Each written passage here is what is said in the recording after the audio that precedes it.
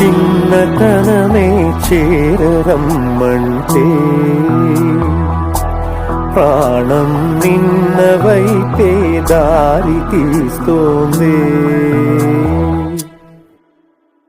అడుగులైతే ఎదరకైనా నడక మాత్రం వెనకకే, గడిచిపోయిన జ్ఞాపకాలతో గతము ఎదురవుతున్నదే. చెరిగిపోనే లేదే, మరపురానే రాదే, చివరి మలుపున నిలచి పిలిచిన శృతుల చిటికిన వేలు బదలని చెలిమిగా ఊహలే పొంగుతున్నవిలా.